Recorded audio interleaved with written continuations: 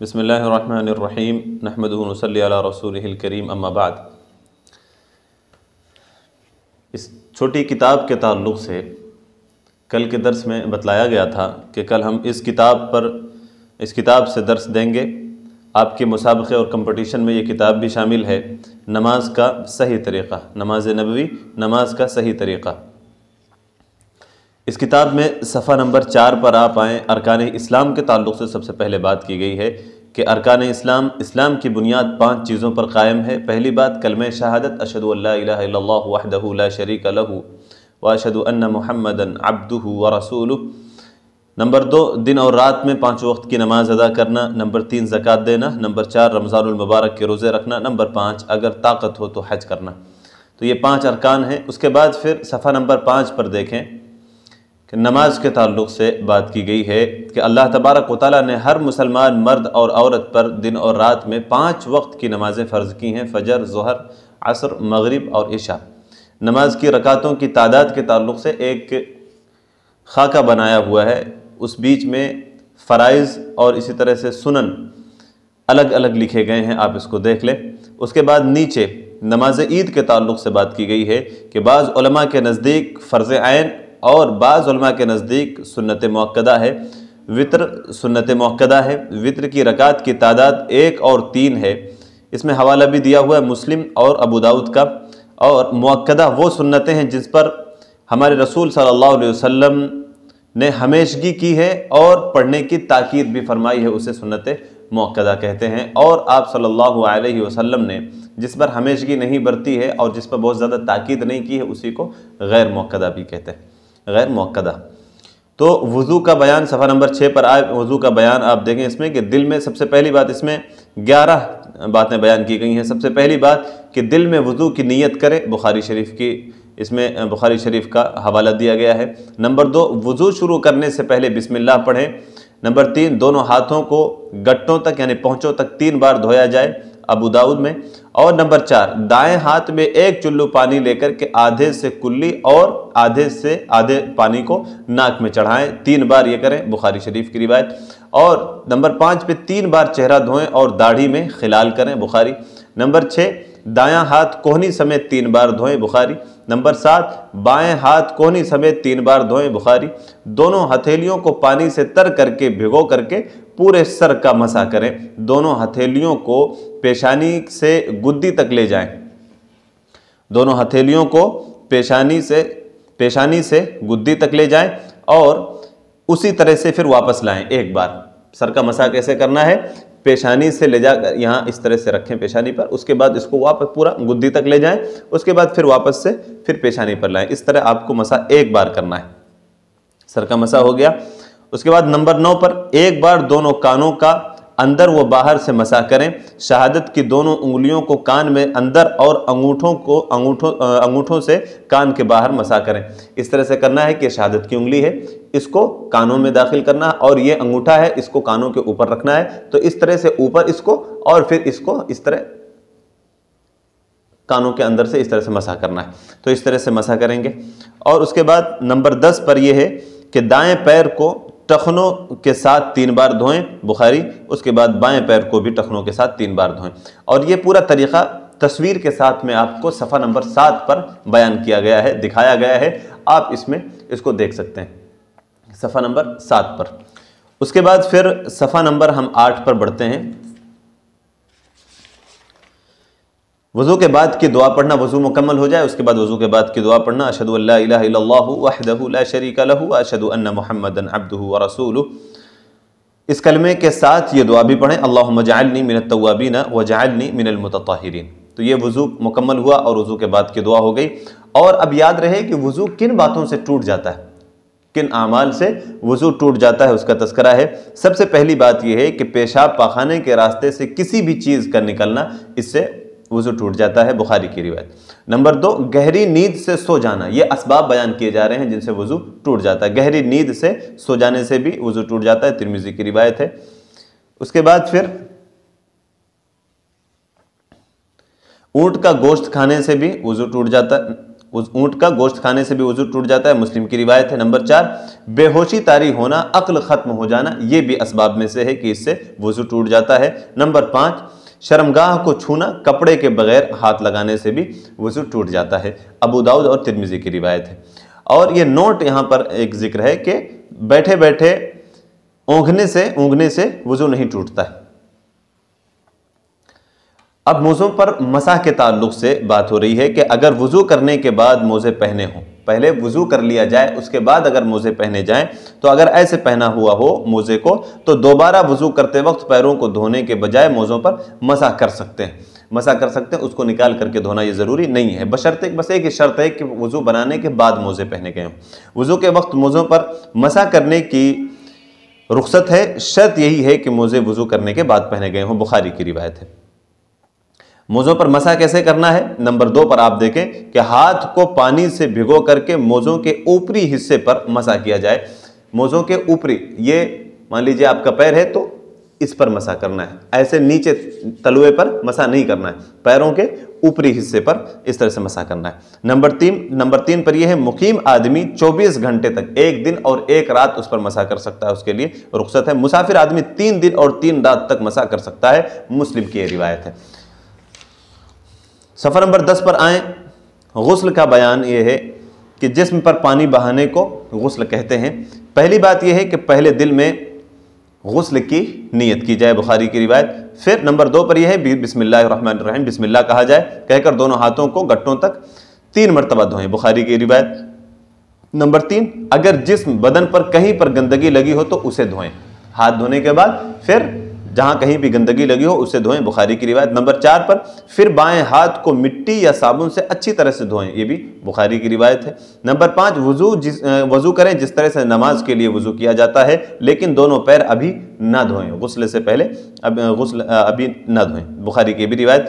سر پر پانی ڈالیں یہاں تک کہ سر کی جلد یعنی کہ بالوں کی جڑ تک پانی پہنچ جائے، تر ہو جائے، پہلے دائیں طرف سے پھر بائیں طرف سے پانی ڈالیں، یہ بھی بخاری کی روایت۔ نمبر 7 پر تمام بدن پر پانی بہائیں۔ نمبر 8 اگر غسل کی جگہ پر پانی جمع ہو رہا ہو یعنی رک رہا ہو تو غسل کی جگہ سے ہٹ کر دونوں پیروں کو دھو لیے جائیں، اس جگہ سے نہیں، تھوڑا سا ہٹ کر کے وہاں سے پیر دھو لیے جائیں۔ نمبر 9 غسل کرنے کے بعد وہی دعا پڑھیں جو وضو کے بعد پڑھی جاتی ہے، جس سے ابھی تذکرہ ہوا، اشہد ان لا الہ الا اللہ۔ اس کے بعد پھر اب تیمم کا بیان یہ ہے کہ تیمم کا معنی یہ ہے کہ قصد اور ارادہ کرنے کے، پاک مٹی سے پاکی حاصل کرنے کو تیمم کہتے ہیں، پاک مٹی سے پاکی حاصل کرنے کو تیمم کہتے ہیں۔ نمبر 1 تیمم وضو اور غسل کا بدل ہے، یہ بخاری کی روایت۔ نمبر 2 بیماری اور پانی نہ ملنے کی حالت میں پاک مٹی سے تیمم کریں، یہ سورہ مائدہ کی آیت نمبر 6 میں اس کا تذکرہ ہے۔ اس کے بعد تیمم کرنے کا کیا طریقہ ہے، اس میں دیکھیں پوائنٹ نمبر 1 طہارت یعنی کہ پاکی کی نیت کرنے کے بعد بسم اللہ کہیں، بخاری کی روایت۔ اس کے بعد نمبر 2 پر دونوں ہاتھوں کو ایک بار پاک مٹی پر ماریں، دونوں ہاتھوں کو پاک مٹی پر ماریں، بخاری کی روایت۔ نمبر 3 پھر دونوں ہاتھوں پر پھونکیں، ہو سکتا ہے کہ مٹی وغیرہ زیادہ لگ جائے تو اس کو پھونک مار لینا چاہیے تاکہ مٹی وغیرہ گر جائے۔ نمبر 4 یہ ہے کہ پھر اپنے دونوں ہاتھوں کو پورے چہرے پر مسح کریں، ہاتھ زمین پر مارا، مٹی پر مارا، پاک مٹی پر، اس کے بعد پھر اس کو پھونک مار کے اس کی مٹی وغیرہ جو زیادہ لگی اس کو گرا لیا جائے، اس کے بعد پورے چہرے کا مسح کریں، بخاری کی بھی روایت۔ دائیں ہاتھ سے بائیں ہاتھ کے اوپری حصے پر اور بائیں ہاتھ سے دائیں ہاتھ پر، دونوں ہتھیلیوں کے اوپری بھاگ پر یعنی حصے پر مسح کریں، پھر یہ اس طرح سے مسح کریں گے ہاتھوں پر، ہتھیلیوں پر۔ نمبر 6 پھر وضو کے بعد کی دعا پڑھیں گے، اس طرح سے آپ کا تیمم مکمل ہو جائے گا۔ تو یہ تیمم کا طریقہ تھا۔ اب اس کے بعد صفحہ نمبر 12 پر آئیں، اذان کے کلمات کے تعلق سے۔ اذان کے کلمات ہم برابر سنتے رہتے ہیں، اللہ اکبر اللہ اکبر اللہ اکبر اللہ اکبر، اشہد ان لا الہ الا اللہ اشہد ان لا الہ الا اللہ اشہد ان محمد رسول اللہ، اس طرح سے پورا اذان کے کلمات اس میں بیان کیے گئے ہیں۔ تو اذان کے کلمات، فجر کی اذان میں حی علی الفلاح کے بعد 2 بار الصلاۃ خیر من النوم کا اضافہ کیا جائے گا، یہ صرف فجر کی اذان کے ساتھ خاص ہے، ابو داؤد کی روایت ہے۔ اب اس کے بعد صفحہ نمبر 14 پر آئیں، اذان کا جواب کس طرح سے دینا ہے۔ اذان سننے والے کو چاہیے کہ وہی الفاظ وہی کلمات دہرائے جو مؤذن کہہ رہا ہے، صرف حی علی الصلاۃ اور حی علی الفلاح کے بعد لا حول ولا قوت الا باللہ پڑھا جائے۔ اذان کے بعد کی دعا، جب اذان کا جواب ختم ہو جائے تو درود ابراہیمی درود شریف پڑھیں. یہ مسلم شریف کی بات. اللہم صلی علی محمد وعلی آل محمد کما صلیت علی ابراہیم وعلی آل ابراہیم انک حمید مجید، جو ہم نماز میں پڑھتے ہیں اسی کو درود ابراہیمی کہا جاتا ہے. تو وہ مکمل درود پڑھیں، پھر یہ دعا پڑھیں اللہم رب هذه الدعوة التامة والصلاة القائمة آت محمدا الوسیلہ والفضیلہ وابعثه مقاما محمودا الذی وعدتہ. اذان کے بعد یہ دعا بھی پڑھنا چاہیے، اشہد ان لا الہ الا اللہ وحدہ لا شریک لہ واشہد ان محمدا عبدہ ورسولہ رضیت باللہ ربا وبمحمد رسولا وبالاسلام دینا. تو یہ دعا بھی پڑھنا چاہیے. اب نماز کے اوقات کیا کیا ہیں اس کے تعلق سے بات کی جا رہی ہے صفحہ نمبر 16 پر. سب سے پہلے فجر کے وقت کے تعلق سے صبح صادق سے سورج نکلنے تک اس کا وقت رہتا ہے، یہ مسلم شریف کی روایت ہے. نمبر 2 ظہر، سورج ڈھلنے کے بعد سے عصر کی نماز کے وقت تک اس کا وقت رہتا ہے ظہر کا. عصر کا ظہر کا وقت ختم ہوتے ہی عصر کا وقت شروع ہو جاتا ہے. کسی چیز کا سایہ اس کے قد کے برابر ہو جائے تو عصر کا وقت شروع ہو جاتا ہے، اور سورج کے زرد یعنی کہ پیلا ہونے تک اس کا وقت باقی رہتا ہے. اسے مسلم میں یہ روایت ہے. نمبر 4 مغرب، سورج ڈوبنے سے شروع ہوتا ہے اور شفق غائب ہونے تک رہتا ہے، مسلم کی روایت. شفق آسمان کی لالی جو سورج ڈوبنے کے بعد ظاہر ہوتی ہے اسی کو شفق کہا جاتا ہے. تو یہ شفق جب تک رہتی ہے جب تک مغرب کا وقت رہتا ہے. عشاء کا وقت شفق غائب ہو جانے کے بعد سے شروع ہوتا ہے اور آدھی رات تک رہتا ہے عشاء کا وقت، یہ مسلم کی روایت ہے. اور جمعہ کا وقت کیا ہے؟ وہ ظہر کا وقت جو ہے وہی جمعہ کا وقت بھی ہے. وطر کے وقت کے تعلق سے اس میں پوائنٹ نمبر 7 وطر نماز عشاء کے بعد شروع ہوتا ہے اور فجر کی اذان تک رہتا ہے، یہ وطر کا وقت ہے. اقامت کے لیے فرض نماز کھڑی ہونے کے وقت اقامت اس طرح سے کہنی چاہیے، اقامت کے کلمات ایک مرتبہ کہنا چاہیے، وہی جو اذان کے کلمات ہیں اسی کو دہرایا جائے گا. البتہ قد قامت الصلاۃ اور قد قامت الصلاۃ کا حی علی الفلاح کے بعد اضافہ کیا جائے گا. ہر نماز کھڑی ہونے سے پہلے اقامت کہنی چاہیے، اقامت کے کلمات ایک بار کہنا چاہیے، بخاری اور مسلم کی روایت ہے. اب نماز کے بیان کے تعلق سے صفحہ نمبر 19 پر آپ دیکھیں قیام کسے کہتے ہیں. نماز شروع کرنے سے پہلے قبلہ کی طرف منہ کر کے کھڑے ہوں، سورہ بقرہ آیت نمبر 144. دل میں نماز کی نیت کریں، بخاری کی روایت ہے. نیت کے الفاظ زبان سے ادا کرنا یہ بدعت ہے. بہت سارے لوگ نیت کے لیے زبان سے میں نیت کرتا ہوں اتنی رکعت نماز کی، رخ میرا قبلے کی طرف اور واسطے اللہ کے، اور اس طرح سے کچھ کلمات زبان سے ادا کیے جاتے ہیں، یہ بدعت ہے. دل میں صرف ارادہ اور نیت جو دل میں خیال کیا جاتا ہے اسی کا نام نیت ہے کہ میں نماز پڑھنے جا رہا ہوں یا اس وقت کی نماز پڑھنے جا رہا ہوں، وہ دل میں جو بات ہوتی ہے اسی کا نام نیت ہے. نمبر 3 پر دیکھیں اپنے دونوں ہتھیلیوں کو قبلہ کی طرف کرتے ہوئے کندھوں یا کانوں کی لو کے برابر اٹھائیں، مسلم کی روایت ہے. اپنے دونوں ہاتھوں کو سیدھا اس طرح سے رکھیں گے، کانوں یا کندھوں کی لو تک اس طرح سے اٹھائیں گے. نمبر 4 اللہ اکبر کہیں، مسلم. نمبر 5 اور دائیں ہاتھ بائیں ہاتھ پر رکھ کر سینے پر باندھیں، ابو داؤد کی. دائیں ہاتھ کو بائیں ہاتھ پر اس طرح سے رکھ کے سینے پر باندھیں گے. تو یہ 5 نمبر. صفحہ نمبر 20 پر آپ دیکھیں گے اس میں تصویر کے ذریعے سے آپ کو سمجھانے کی کوشش کی گئی ہے، سمجھایا گیا ہے. اس میں صحیح طریقہ بھی اور غلط طریقہ دونوں نشاندہی کی گئی ہے، تو آپ صحیح بات پر عمل کریں. صفحہ نمبر 21 پر آئیں. دعائے ثنا کے بارے میں بیان کیا گیا. دعائے ثنا اللہم باعد بینی و بین خطایایا کما بعدت بین المشرق والمغرب، یہ یا تو دعائے ثنا پڑھی جائے یا اس کے علاوہ دوسری بھی دعائے ثنا آتی ہے، ابھی آگے اس کا تذکرہ آئے گا. یا یہ دعا پڑھیں صفحہ نمبر 22 پر آپ دیکھیں سبحانک اللہم و بحمدک و تبارک اسمک و تعالی جدک و لا الہ غیرک. اس کے بعد پھر اعوذ باللہ من الشیطان الرجیم پڑھیں گے اور بسم اللہ الرحمن الرحیم پڑھیں گے. اس کے بعد سورہ فاتحہ پڑھیں گے، الحمدللہ رب العالمین الرحمن الرحیم مالک یوم الدین، یہ سورہ فاتحہ آپ پڑھیں گے. سورہ فاتحہ پڑھنے کے بعد پوائنٹ نمبر 9 پر آپ دیکھیں سورہ فاتحہ پڑھنے کے بعد آمین کہیں، بخاری کی روایت. پوائنٹ نمبر 10 سورہ فاتحہ پڑھنے کے بعد قرآن مجید سے جو بھی سورہ یا آیت یاد ہوں ان میں سے کچھ پڑھیں، بخاری کی روایت ہے. نوٹ یہ ہے کہ ہر رکعت میں سورہ فاتحہ پڑھنا ضروری ہے، چاہے امام ہو یا مقتدی ہوں. نماز جہری ہو یا سری ہو. جہری نماز جس میں قرات بلند آواز سے کی جاتی ہے اس کو جہری نماز کہتے ہیں، جس میں قرات بلند آواز سے نہیں کی جاتی ہے اس کو سری نماز کہتے ہیں. پوائنٹ نمبر 11 پر دیکھیں کوئی سورہ یا قرآن کی کچھ آیات پڑھنے کے بعد اللہ اکبر کہہ کر رفع الیدین اپنے دونوں ہتھیلیوں کو قبلے کی طرف کرتے ہوئے کندھوں یا کانوں کی لو کے برابر اٹھائیے کرتے ہوئے رکوع میں جائیں۔ اب 2 نمبر پر دیکھیں، رکوع کے تعلق سے بات کی جا رہی ہے کہ ہتھیلیوں کی انگلیوں کو پھیلا کر کے گھٹنے کو مضبوطی سے پکڑیں، یہ پوائنٹ نمبر 1۔ نمبر 2، کوہنیوں کو پہلوؤں سے الگ رکھیں۔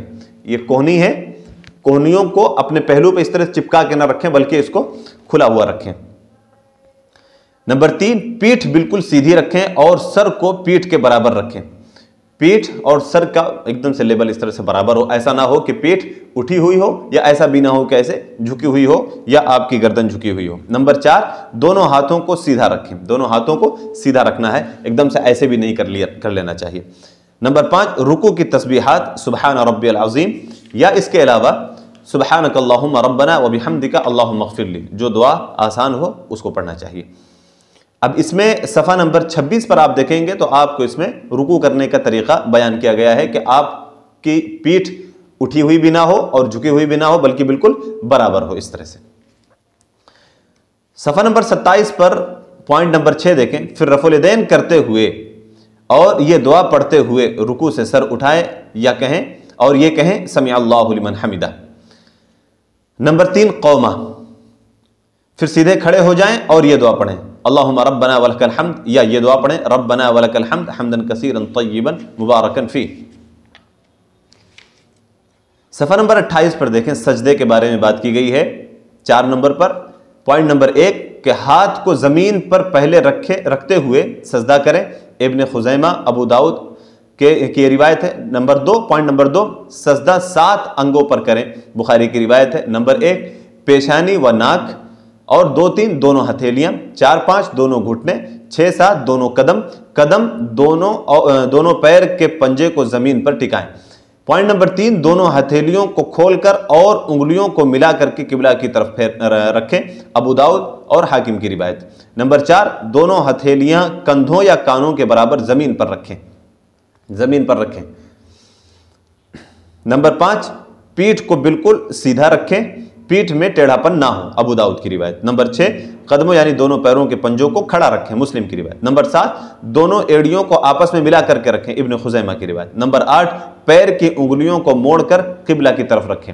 یہ سجدے کی کیفیت بیان کی گئی ہے۔ صفحہ نمبر 29 پر آپ کو اس کو تصویر کی صورت میں آپ کو دکھایا گیا ہے، آپ اس میں دیکھیں کہ صحیح طریقہ کیا ہے۔ بہت سارے لوگ عورتوں کے سجدے کے تعلق سے جو غلط طریقہ ایجاد کیے ہوئے، اس میں آپ دیکھیں 3 نمبر کی جو تصویر ہے، اس میں عورتیں کس طرح سے سجدہ کرتی ہیں، لوگ کس طرح سے انہیں گمراہ کر رکھا ہے لوگوں نے، یہ صورت بیان کی گئی ہے۔ حالانکہ مردوں کا اور عورتوں کا سجدہ ایک جیسا ہی ہوتا ہے۔ صفحہ نمبر 30 پر آئیں، سجدے کی دعائیں سبحان ربی الاعلی، سبحان ربی الاعلی اس کو آپ پڑھیں، یا پھر سبحانک اللہم ربنا وبحمدک اللہم اغفر لی، جو رکوع میں جو دعا بتلائی گئی تھی وہی دعا یہاں پر بھی ہے۔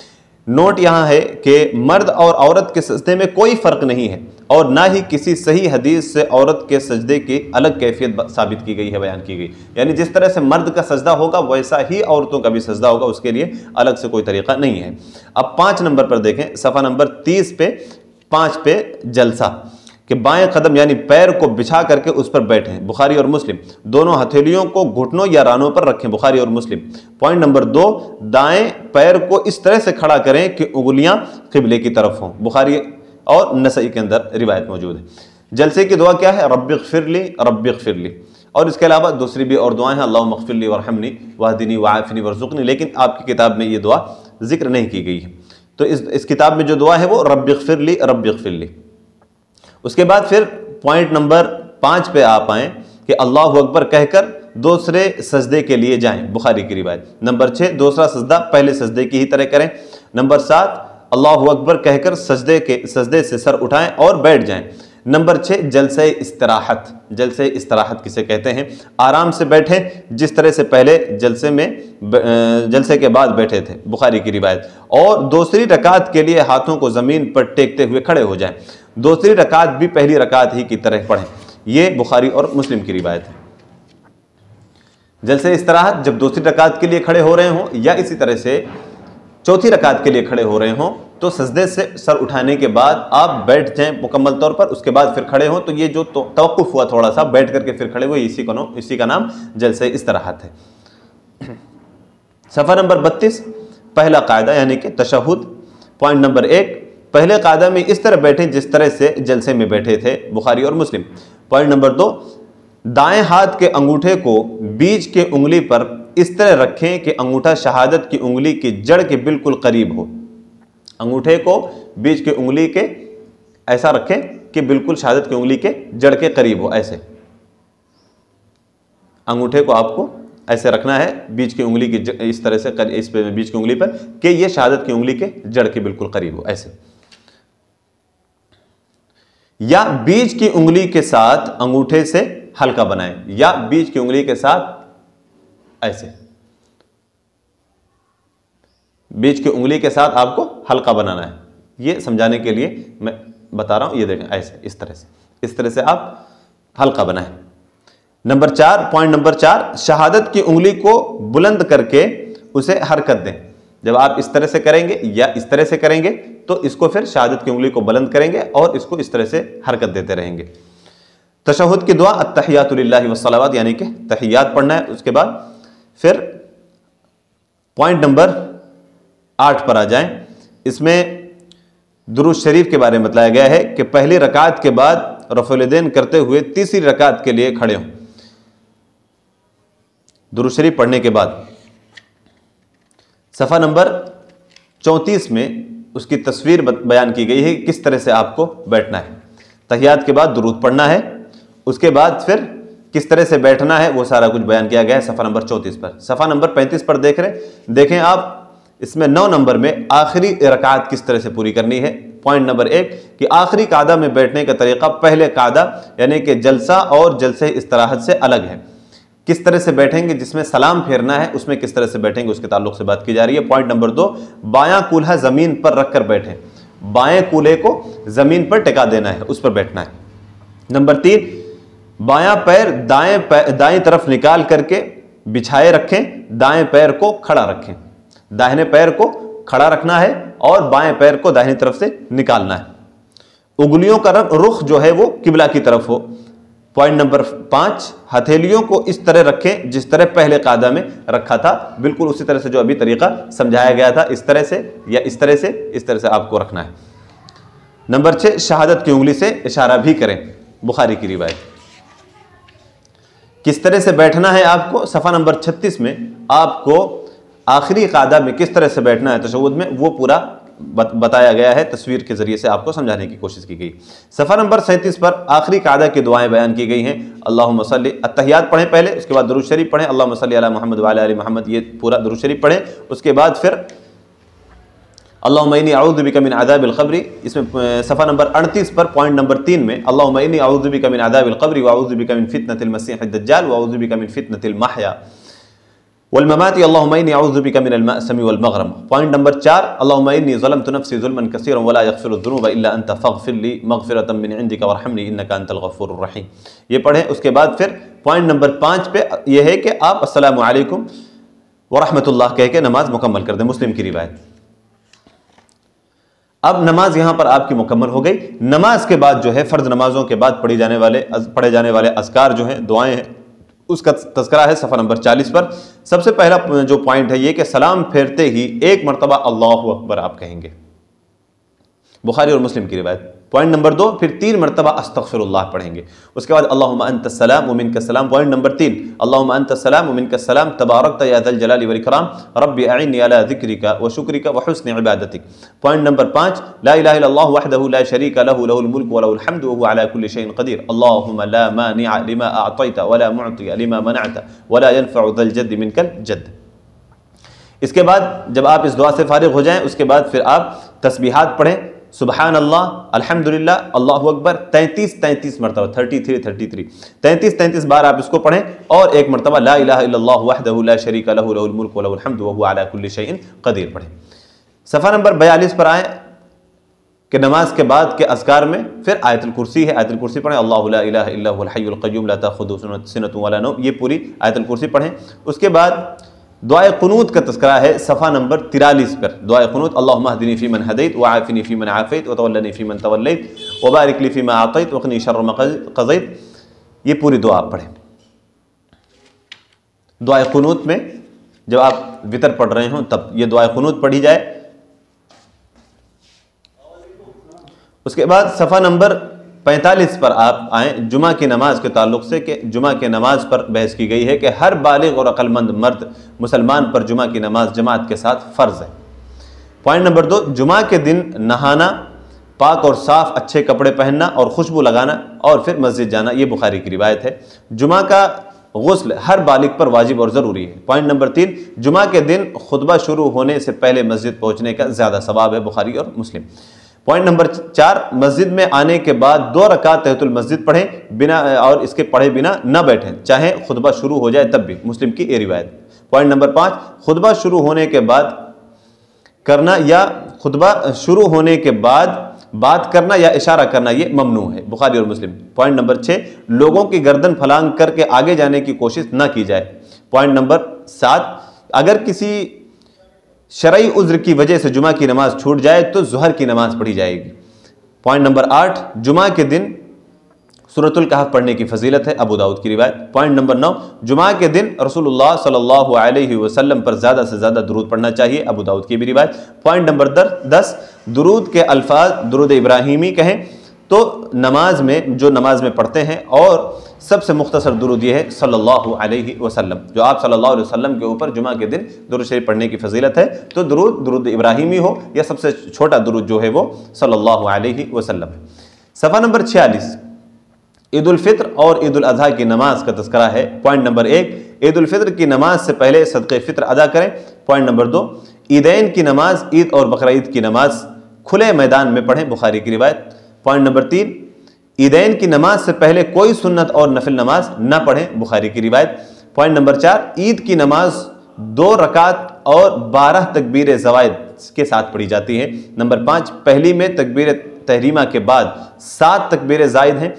پوائنٹ نمبر 6، دوسری رکعت سے پہلے 5 زائد تکبیریں کہی جاتی ہیں. ابو داؤد. اور پوائنٹ نمبر 7، نماز کے بعد کا خطبہ سنیں. نمبر 8، عیدگاہ ایک راستے سے جائیں اور دوسرے راستے سے واپس آئیں. بخاری کی روایت. پوائنٹ نمبر 9، عورتوں کو بھی عیدگاہ میں جانا چاہیے. بخاری کی روایت. عیدگاہ جاتے ہوئے بلند آواز سے یہ تکبیرات کہیں اللہ اکبر اللہ اکبر لا الہ الا اللہ واللہ اکبر اللہ اکبر وللہ الحمد. نماز جنازہ کے تعلق سے صفحہ نمبر 47 پر دیکھیں. پوائنٹ نمبر 1، سب سے پہلے بات یہ ہے کہ نماز جنازہ میں 4 تکبیریں ہوتی ہیں. 4 تکبیریں ہیں. پہلی یہ ہے پہلی تکبیر کے بعد سورہ فاتحہ اور کوئی سورت پڑھیں. نمبر 2، دوسری تکبیر کے بعد درود شریف پڑھیں، وہی درود ابراہیمی اللہم صلی علی محمد جو نماز میں پڑھا جاتا ہے. نمبر 3، تیسری تکبیر کے بعد جنازے کی دعا پڑھیں. نمبر 4، چوتھی تکبیر اللہ اکبر کے بعد سلام پھیریں. بخاری اور نسائی کی روایت ہے. جنازے کی دعا یہ ہے اللہم اغفر لحینا ومیتنا وشاہدنا وغائبنا وصغیرنا وکبیرنا وذکرنا وانسانا اللہم من احییتہ منا فاحیہ علی الاسلام ومن توفیتہ منا فتوفہ علی الایمان اللہم لا تحرمنا اجرہ ولا تفتنا بعدہ.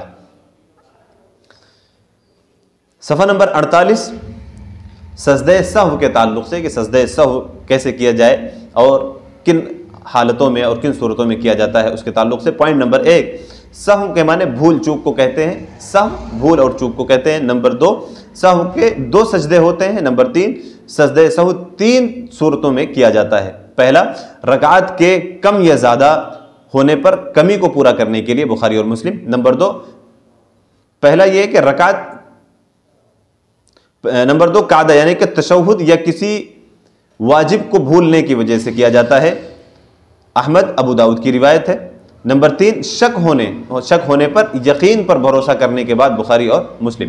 نوٹ، اگر شک ہو کہ ہم نے 3 رکعت پڑھی ہے یا 4 رکعت تو 3 پر یقین کریں، پھر 1 رکعت اور پڑھ کر کے سجدہ سہو کر کے پھر سلام پھیر دیا جائے. نمبر 4، سجدہ سہو جو ہے سلام پھیرنے سے پہلے یا بعد میں کریں، دونوں طرح سے کر سکتے ہیں.